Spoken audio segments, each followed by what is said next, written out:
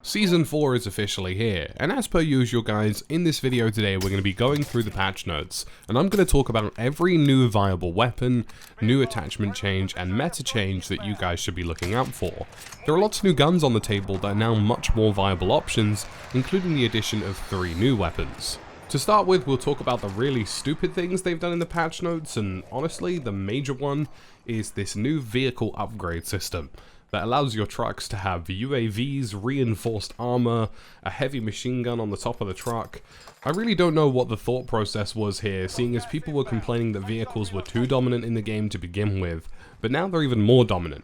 Not only does one of them have an active UAV which lasts the entire time if it isn't destroyed as a truck, they also have a heavy machine gun mounted on the top of them for people to roll up on you as a squad and just completely delete you. Combine the reinforced armor with the HMG, the UAV, and the ability to repair your vehicle, all you really need is an active protection system, and you'll effectively be dominating Warzone and the entire map for the whole time. And yes, this is in regular Verdansk. Honestly, this was a really stupid change, and I really hope they revert this as soon as possible. With all of that said though, there is some good in the patch notes as well. For example, the red door system allows a new fast traveling system in the game, which you'll see when you jump on in. They've also added 120Hz support to PlayStation 5, and they've nerfed the sun. So lots of relatively positive gameplay changes too. So let's dive into the weapons and meta changes that you are going to notice immediately. And I'm going to start with the universal changes in weapon attachments because these will critically change weapons and options that you have in game. And to begin with, the barrels have been changed across the board for Cold War weapons, including both snipers and medium-range assault rifles. Many of the barrels have been changed now so that they actually increase horizontal recoil and vertical recoil control whilst also increasing bullet velocity. For example, the Task Force barrel now has a bullet velocity increase of 50%, effective damage range of 35, and increases the recoil control of horizontal and vertical recoil by 15%, and no longer has a horizontal or vertical penalty. This means that weapons that were previously a long-range option are now even a more of an option. For example, the Krig is definitely going to be a really good medium to long-range assault rifle now.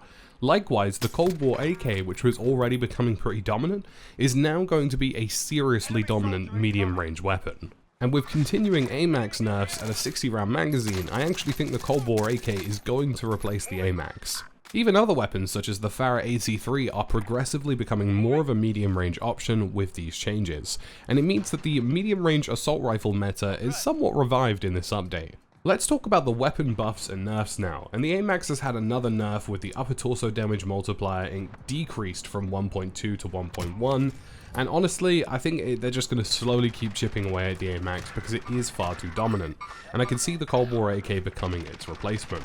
Next, we have a change to the Groza, and the Groza has actually had minimum damage increase from 18 to 23, and most of its upper torso and lower torso multipliers increased from 1.1 to 1.2, or 1 to 1.1. The maximum damage range has been decreased by 12%, but with the new barrel options, it effectively means that the Groza will now be a really powerful mobility close to medium range weapon.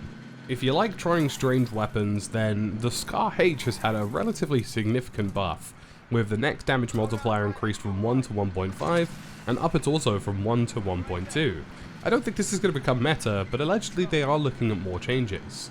For those of you who run Psychovs as secondaries, the AMP63 has had a relatively significant buff, and this is actually a really good improvement that won't make the gun too OP, but will now rival the Psychovs in terms of what you should be using. For all of you people who are absolutely awful and use the Street Sweeper, and I'm not going to name names, but just don't do that. The maximum damage range has been decreased by 24, the second damage range has been decreased by 18, the third damage range has been decreased by 7, and move speed has been decreased by 1. They've managed to basically more or less nerf the Street Sweeper into irrelevancy, and of course I'm sure the Gallo will swiftly follow suit, but I imagine that people are simply just going to switch to the Gallo for the time being. There are some other changes to weapons, but only 3 of them really stand out to me. So of course we've already spoken about the Groza being a very serious option, and the AMP-63 definitely being a great sidearm option. The XM4 has had another increase of its neck damage multiplier, meaning that the gun is more deadly proficient than it was before, which is something you should be on the lookout for, because the XM4 is in a really good place right now. The other 2 weapons are the Modern Warfare AUG submachine gun, and also the Milano, and this isn't a troll, these are actual changes. The Modern Warfare AUG has had its torso damage multiplier increase from 1 to 1.1, and maximum damage range up by 10%. And the Modern Warfare submachine gun is actually pretty good as far as weapons go, and they're looking to make it even better in this balancing update. The Milano has had multiple buffs, including its maximum and minimum damage being increased, its damage range being increased, and multipliers all being increased across the board. It's now semi-viable, but I wouldn't say it's, a crazy SMG or meta, but at least it's something different, and something that you can try in game now.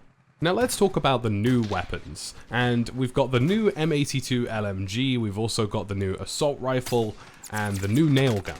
Whilst it's still early on, it's safe to say that the MG82 is going to be ridiculous. It's got a 580 odd time to kill, it's definitely going to be a people deleter at medium range, and likely will trade blows with the Stoner in terms of LMGs. It's also worth mentioning that the C58 assault rifle has very little recoil and looks like it's going to be a very solid medium range option with a time to kill of approximately 600. So this will kind of perform similarly to the Farah 83. The nail gun has a ridiculously fast time to kill but a very limited capacity, meaning that beyond duos it probably won't be worth using, but it is incredibly lethal with about like a 4 to 500 TTK. So overarchingly with all of these changes, I think you have some new options on the board that are definitely worth checking out. The MG82 is definitely going to be a really good weapon, something that definitely is worth using. I also think you're going to see, for example, the new assault rifle, the C58, will most likely end up being a pretty good medium range beam.